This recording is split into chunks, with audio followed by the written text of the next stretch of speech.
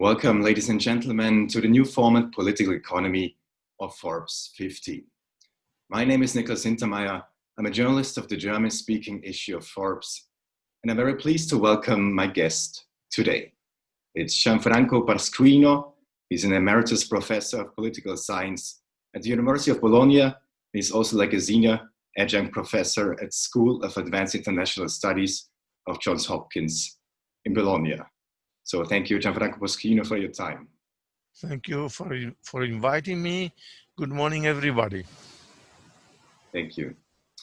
Let's start with Italy, because you're based in Bologna. We talked about it before. And I saw a Twitter post, I think it was 2 days ago, and you posted that the logical consequence of an overthrow or failure of Prime Minister Giuseppe Conte would be a collision between the Lega party under Matteo Salvini and Giorgia Meloni, the head of Fratelli d'Italia. Why do you think this could be a next coalition in Italy? Because you could also say in the polls, Lega is still number one, but the vote intention is declining since February, and also Salvini is seen as one of the political losers within the coronavirus crisis. So what do you think will come next? Well, I cannot really know what comes next. I believe, however, that the center-right retains an electoral advantage. That is, Salvini, Meloni plus Berlusconi may get very close to the 50% votes, and then they will get more than 50% of the seats. Also because the Five Stars movement have definitely declined since 2018, when they got almost 33% of the votes. Now they are down to 16, 17, 18. So if new elections take place soon, it will be very difficult for the Five Stars and for the Partito Democratico to retain an absolute majority of seats in parliament.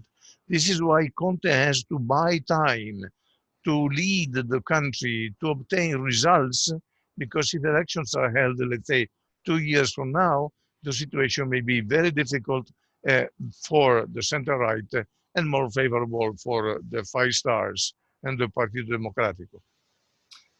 Because you said like a collision between Lega and Fratelli d'Italia, and maybe also Berlusconi, what would it mean, such a shift, of course, very much to the right? What would it mean like for Italy as a state and political system? Well, you see, Meloni and Salvini are what we call in Italian sovereignists. They believe that Italy should be first. This kind of propaganda slogan sounds very bad. Italy first. But Italy without the European Union will have very many difficulties. And if you go to the negotiating tables in Brussels, in other European capitals, by saying that you do not really want to collaborate too much because you put the interest of your country above everything else, then your negotiations will not, in fact, succeed. Because their attitudes, I would say, in all likelihood, this is not just something that has to do with electoral purposes. It is something they believe.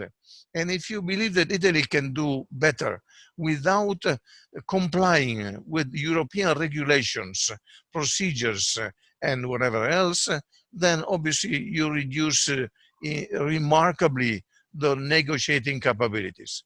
Second, they believe that the market should be dominant in terms of allocation of resources, and I think that this is a mistake. They believe that you can lower the taxes. They also had a proposal for just one income tax, which is very bad. And on the whole, when they have been in the government, no major change or no major positive change has taken place. So the flat tax will not work, and Italians will become, let's say, poorer than they are now. Because you mentioned the European Union is, of course, like especially at these times, very important issue for Italy. And the EU Commission has proposed this rescue and recovery fund called Next Generation EU. It consists of 700 billion euros, and this money should be provided to the member states through grants and credit lines. There were also some controversies about this issue. And the European Commission also proposed this targeted reinforcement of the EU budget between 2021 and 2027. So Giuseppe Conte, the Prime Minister of Italy, said in regard to the 750 billion euros recovery fund that this is an excellent sign from Brussels. Do you think that Italy is gaining more trust again towards the European Union? Because like in a few months ago, there were a lot of controversies towards the European Union in the perception. Oh yes, most certainly.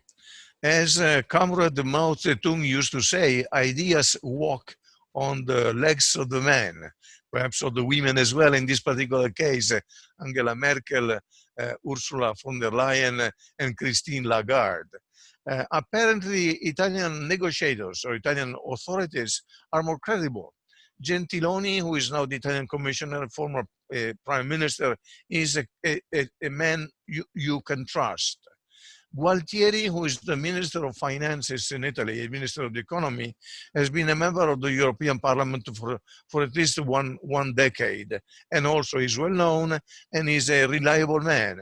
And Conte has proved to be capable of negotiating, of accepting commitments and of complying with what is as accepted.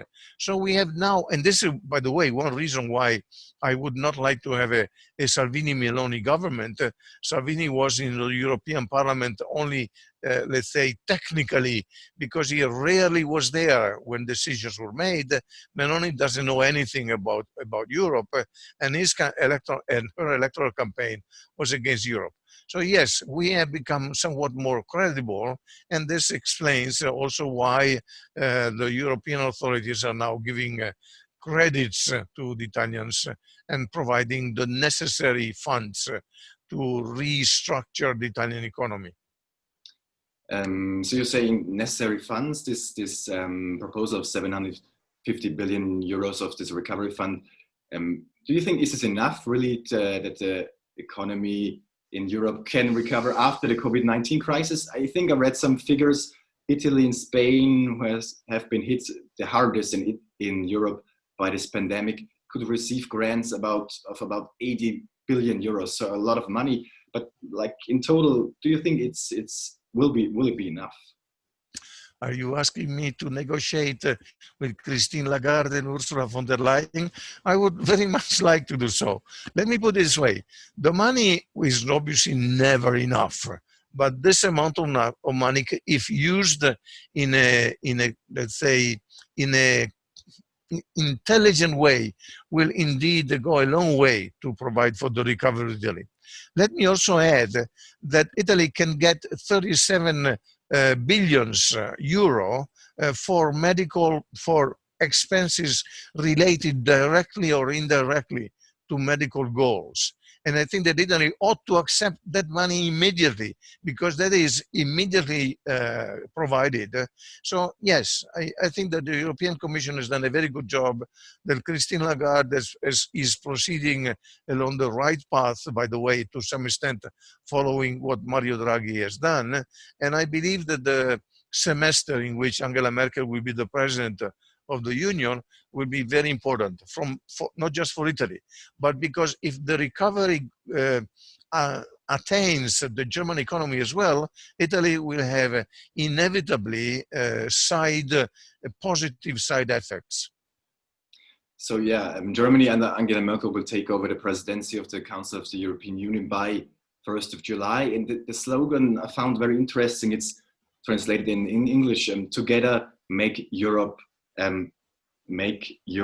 strong again. And also, like the finance minister of Germany, Olaf Scholz, has said to put it simple, to use this pandemic, the government should use this pandemic to integrate more economically, and that Europe can be stronger as a whole, so to say. How do you reflect the status quo of the European Union when it comes to integration or disintegration? It's a never-ending discussion, but how do you reflect the status quo now? Well, I have never believed for a moment that there would be a disintegration of the European Union. The alternative has never been between more integration or disintegration.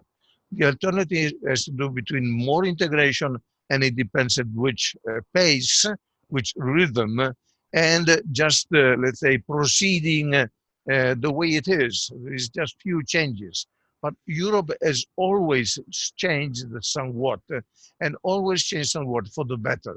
I mean, the only instance in which you can say that Europe suffered somewhat is because of Brexit.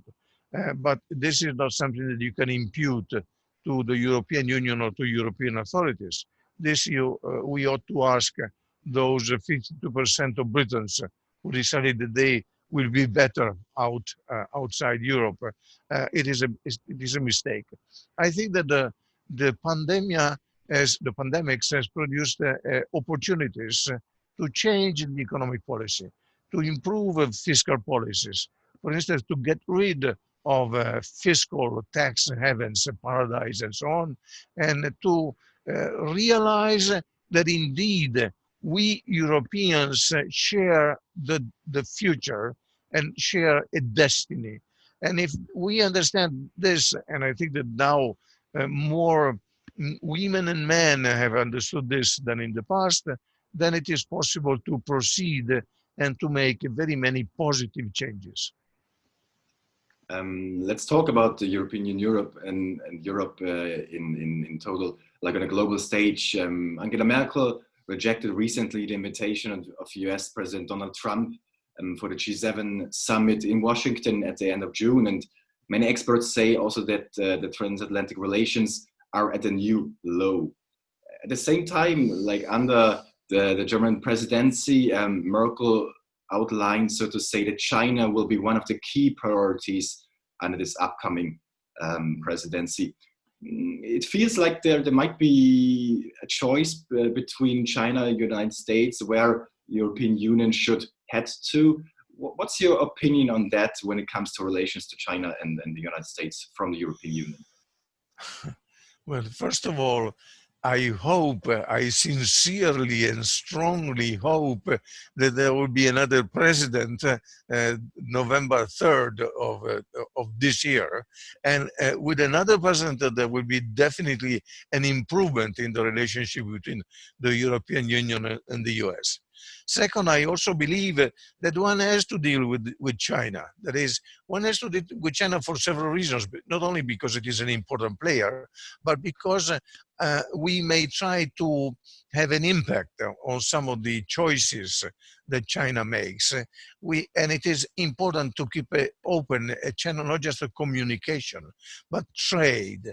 I believe in free trade. Free trade may bring with it also the circulation of ideas, and therefore we have to deal with China. But I cannot see for a moment any kind of need to decide between the US and China. That is, Europe is a democracy.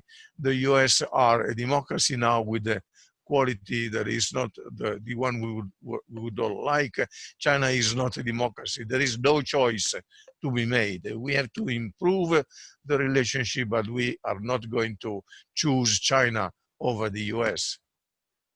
You mentioned Brexit before. There were so far 4 negotiation rounds between the United Kingdom and the European Union on how the future relationship should look like after the transition period at the end of this year, respectively at the beginning of next year.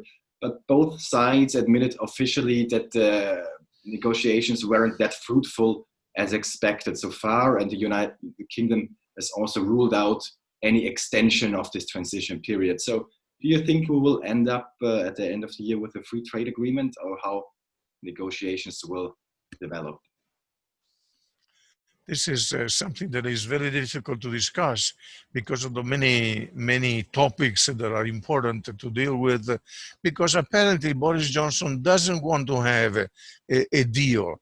He wants to have a hard Brexit, because otherwise he would behave in a different way. And if he wants this, then there will be no trade agreement. There will be very many problems in dealing with Northern Ireland and Ireland. There will be very many problems in dealing with Europeans who want to go to Britain, who want to study and work in Britain and so on. So a mistake was made.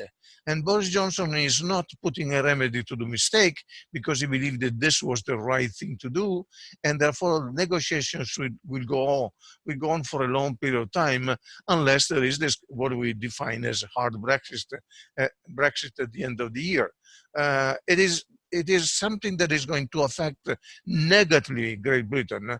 But of course, if Britain were still within the European Union, it could play a role for the better, because some ideas the British have and some behavior the British practice are also good for an improvement of the working of the European Union. So this is a loss for both, but it will be a loss, a greater loss for Britain. And Boris Johnson, sooner or later, should understand this. In which sectors do you think there will be the biggest losses for United Kingdom on the one hand and the European Union? For example, when it comes to military capabilities, the United Kingdom is, maybe with France, the major military power, also with the defense industry in Europe, and also like the intelligence services are very great equipped in the United Kingdom. So that's obviously like a loss for the European Union, but like in total, what would be on both sides the biggest losses, do you think? Well, definitely military and secret services activities will be better if we could join, or if Britain would share all its power in these two areas.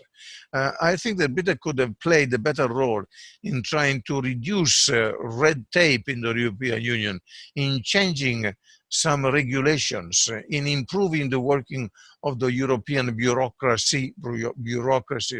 And this also is a loss in this particular case for the European Union. I hope that the European Union will indeed try to improve the working of its bureaucracies in a significant way. But then, I mean, just take into account the numbers. I mean, number of people, 60 million Britons, take into account the economy. I mean, the contributions of the British economy to the European Union is important, and obviously vice versa. And also something that we can never really calculate, but the circulation of students and professors between Europe and Britain has always been very important. The interchange of ideas has been very important. And this obviously will be again a loss for both the European Union and Britain.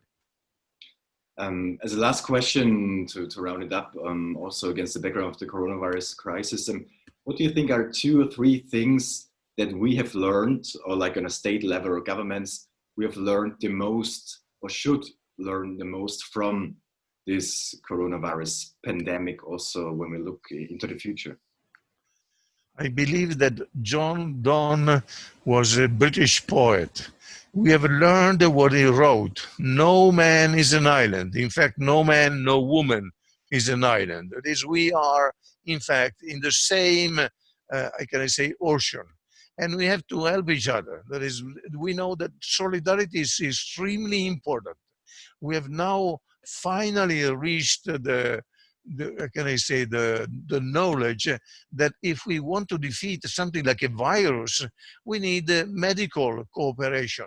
We need the exchange of information, and also the exchange of resources in some cases, medical resources from one country to another country. Italy has an excellent health system, but it still needed resources, and some of them came in fact from Germany.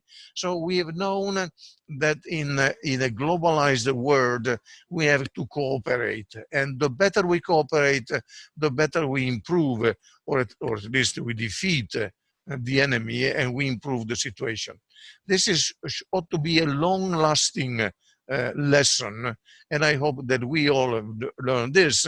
If I can make a political aside remark, I hope that Salvini and Meloni have learned this as well, and I hope that the various populists in Austria as well, in the Netherlands, in Sweden, in Finland, have learned that we must cooperate. Thank you, Gianfranco Pasquino, for this interview and for your time and for covering various topics. Thank you very much. Thank you.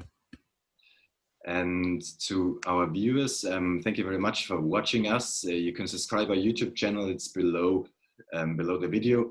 And also please join my colleague Chloe. She is there at 4 o'clock with an interesting guest. And let's see each other soon. Thank you for joining. Bye.